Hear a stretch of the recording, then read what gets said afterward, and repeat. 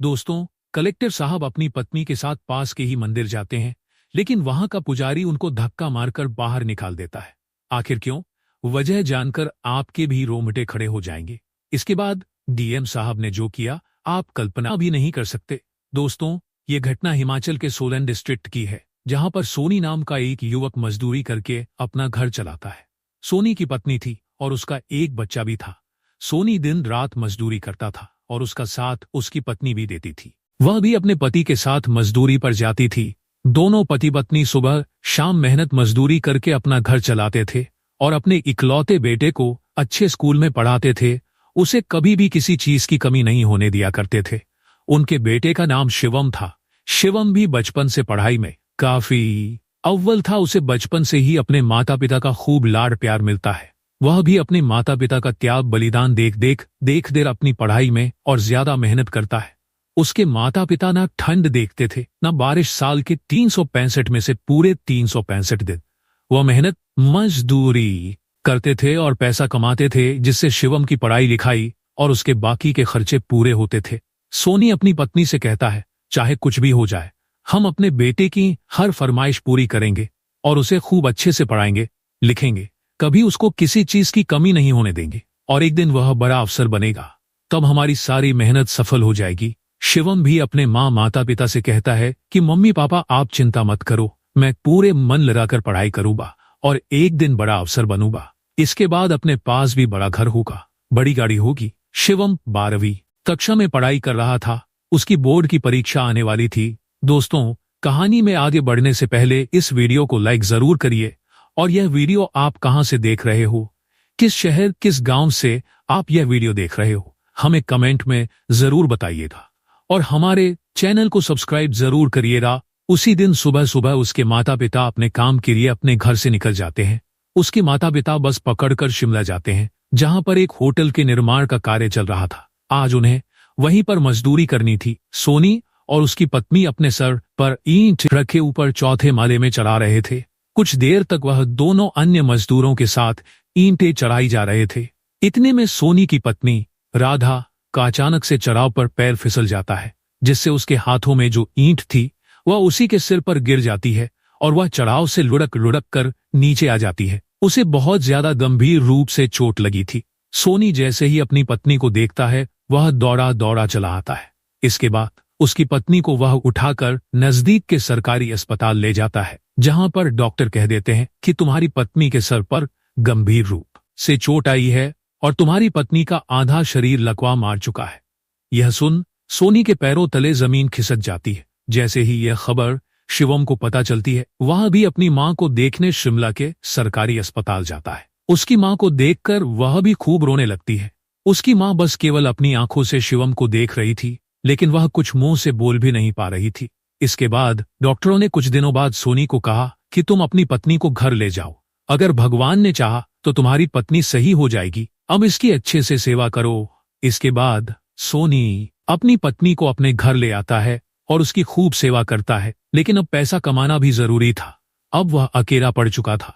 अब उसकी जिम्मेदारियां भी और ज्यादा बढ़ चुकी थी। उधर शिवम की परीक्षा आ रही थी और इधर उसकी पत्नी इस अवस्था में आ चुकी थी, लेकिन वह मेहनत मजदूरी अब और ज्यादा कर रहा था। इसके बाद शिवम अपनी पढ़ाई को भी जारी रखता है और उधर अपनी मां की भी थोड़ी बहुत सेवा करता रहता है। इसके बाद वह अपनी 12वीं परीक्षा में खूब अच्छे नंबर लाकर पास हो जाता है। यह देख सोनू बहुत खुश होता है और वह अपनी पत्नी से भी कहता है कि देख, आज तेरा बेटा बाहर कक्षा में सबसे ज्यादा नंबर लाकर पास हुआ है। लेकिन उसकी पत्नी बस केवल सुन सकती थी। इसके बाद समय आगे बढ़ता जाता है। सोनू शिवम से कहता है, बेटा शिवम, अब तुझे कुछ बड़ा करना है। तेरा दिमाग भी पढ़ाई में काफी अच्छा है। तू आईएएस की तैयारी कर और एक बड़ा अफसर बन।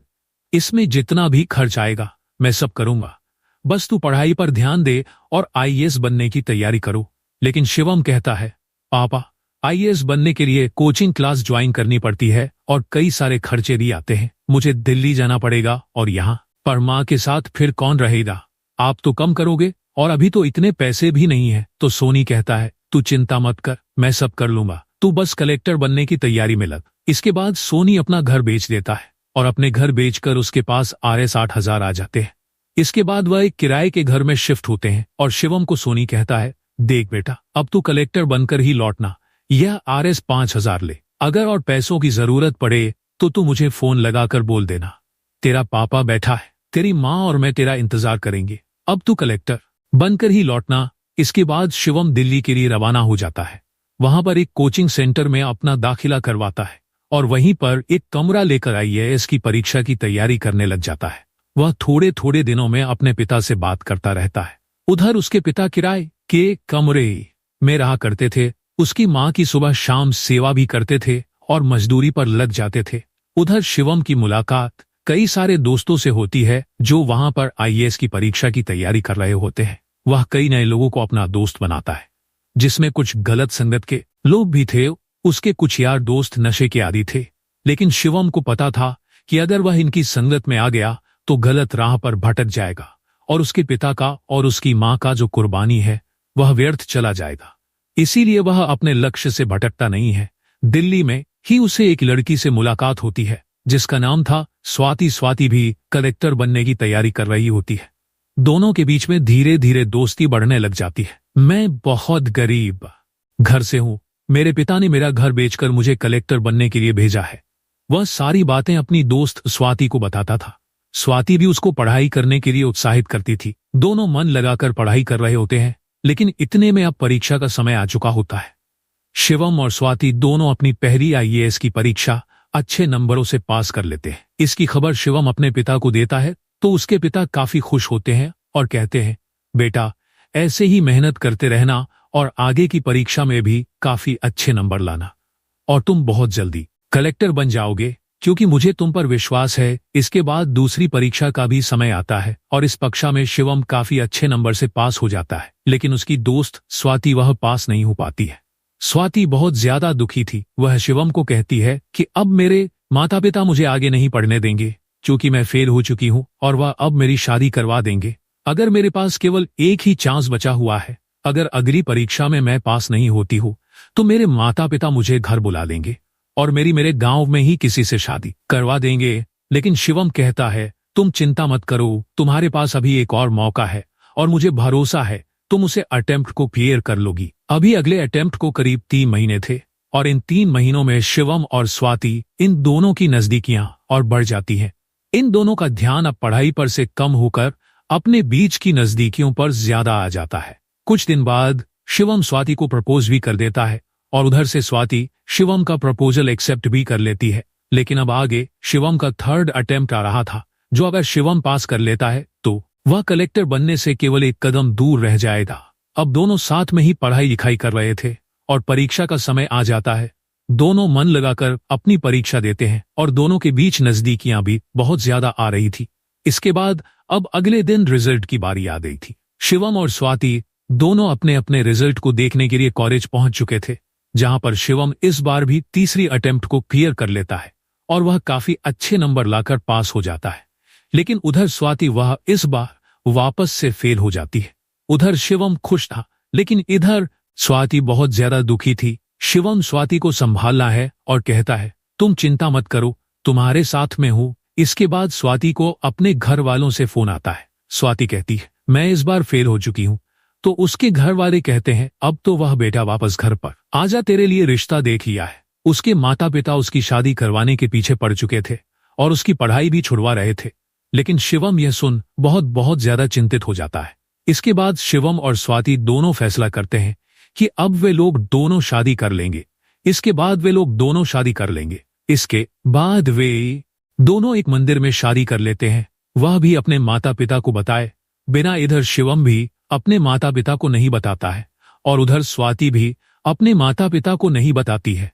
शादी करने के अगले ही दिन स्वाति अपने माता पिता के पास जाती है शिवम के साथ, जहां स्वाति के माता पिता स्वाति को घर से ही बाहर निकाल देते हैं और कहते हैं, अब तू हमारे घर मत आना, और इस रिश्ते को अस्वीकार कर देते हैं और कहते हैं, आज से तू मेरी बेटी नहीं है। इसके बाद शिवम अपने घर जाता है स्वाति को लेकर, जहां पर उसकी माँ उसके घर आती थी। स्वाति उसकी माँ को देखती है। शिवम और स्वाति शिवम के घर जाते हैं। घर का दरवाजा खुला था।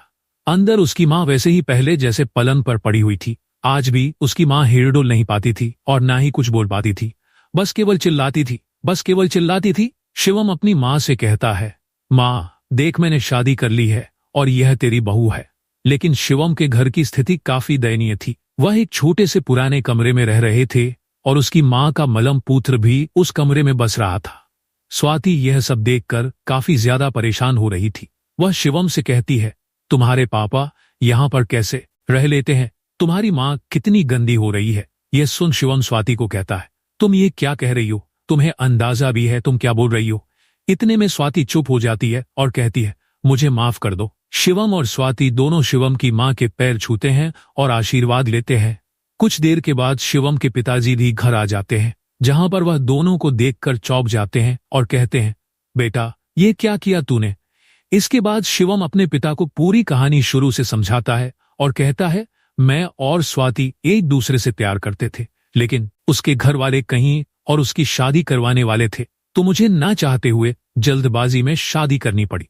बाद में शिवम के पिताजी कहते हैं, बेटा कोई बात नहीं, तू चिंता मत कर। लेकिन शिवम के पिताजी कहते हैं, बेटा तुम जल्दी से अब कलेक्टर बनकर वापस आ जाओ, इसके बाद हम सब साथ में रहेंगे। इसके और शिवम के पिताजी स्वाति से कहते हैं, बेटा तुम बहुत सुंदर हो, तुम मेरे बेटे का हमेशा ध्यान रखना और जल्दी से इसे कलेक्टर बनाकर तुम वापस आ जाना, फिर हम हमेशा साथ रहेंगे। और शिवम पिताजी शिवम को कहते हैं, बेटा तेरी माँ का ऑपरेशन करवाना है। डॉक्टर ने कहा है अगर तेरी माँ का ऑपरेशन हम करवा लेते हैं 1 महीने के अंदर तो तेरी माँ वापस से पहले जैसी हो सकती है। अगर ऑपरेशन सही रह गया तो तेरी माँ वापस से चलने फिरने और बोलने लग जाएगी।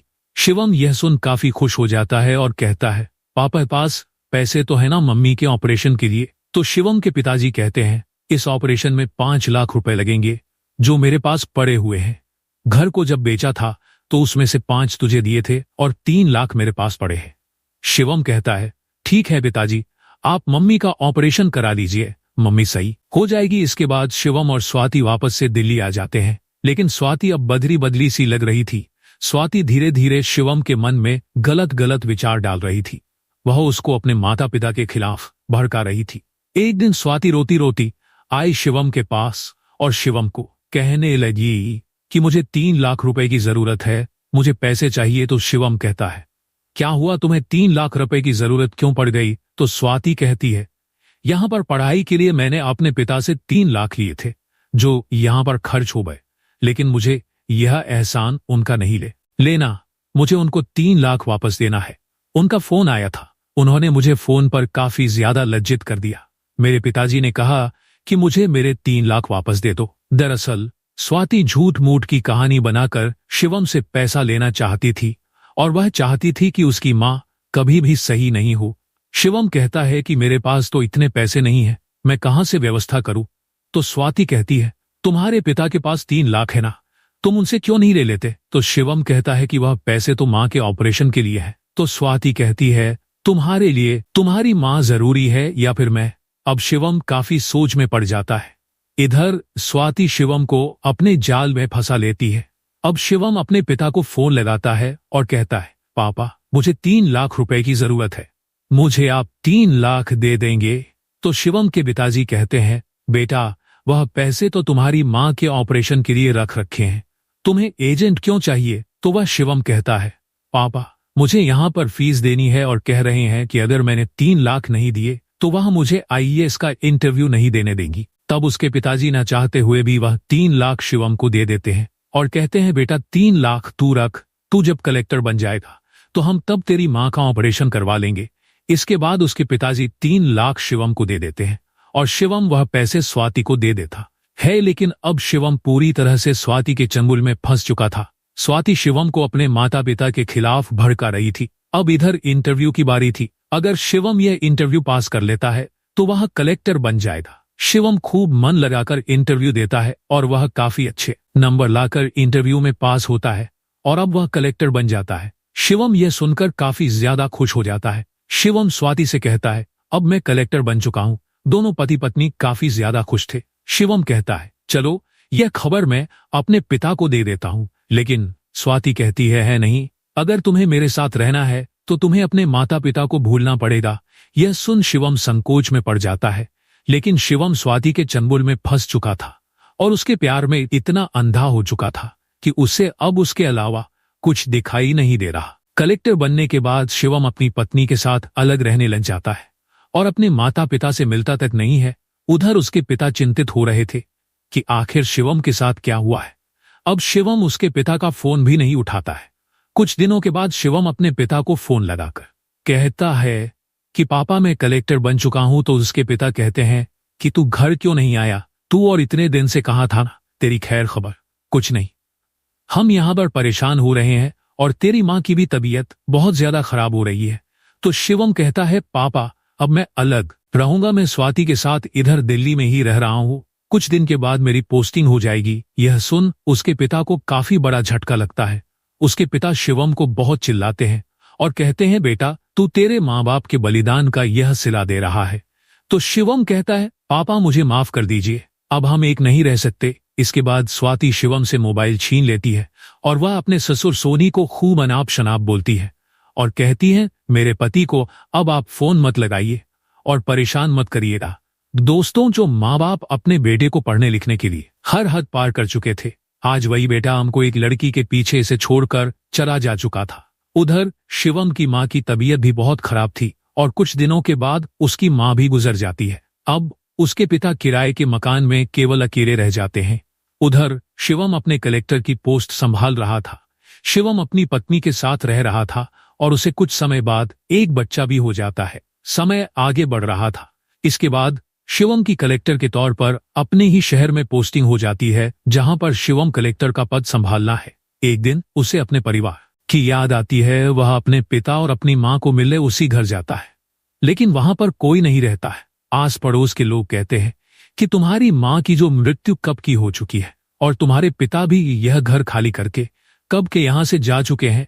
वह अपने पिता को ढूंढ रहा था, लेकिन उसके पिता मिल नहीं रहे थे। धीरे धीरे उसे मन ही मन काफी ज्यादा पछतावा भी हो रहा था कि आखिर मेरे पिता के साथ हुआ क्या और मेरे पिता है कहाँ। उसे अपनी माँ की भी खूब याद आ रही थी, लेकिन अब तक स्वाति उसकी माँ इस दुनिया में नहीं रही। इसके बाद एक दिन मंगलवार को स्वाति अपने पति यानी कि कलेक्टर शिवम से कहती है कि आज सुबह सुबह चलो ना मंदिर जाकर आते हैं। तो वह अपनी पत्नी और अपने बच्चे के साथ पास के ही मंदिर जाता है, जहां उसके साथ एक बहुत बड़ी घटना होने वाली होती है।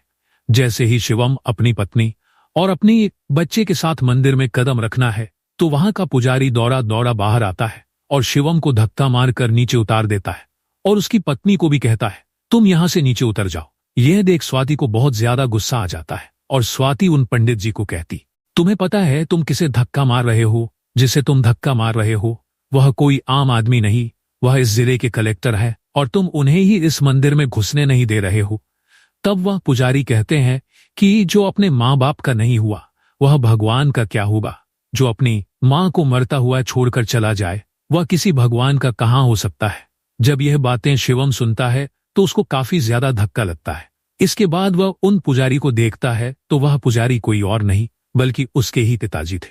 तब शिवम कहता है पापा आप तो पुजारी कहता है, पापा आप तो पुजारी कहता है, मुझे अपने मुंह से पापा मत बुलाओ और इस मंदिर में घुसने की हिम्मत मत करना। तो शिवम कहता है पापा मुझे माफ कर दीजिए। तो पुजारी जी यानी शिवम के पिताजी कहते हैं कि तुम्हारे अलग होने के बाद से तुम्हारी माँ की तबीयत और ज्यादा खराब हो गई थी और जब उसे पता चला कि अब तुम नहीं आओगे तो वह तुम्हारे इंतजार में ही पलंग पर पड़ी पड़ी मर गई। तुम्हारी पढ़ाई के लिए ही हमने घर बेचा था और घर बेचकर तुम्हें कलेक्टर बनाया था।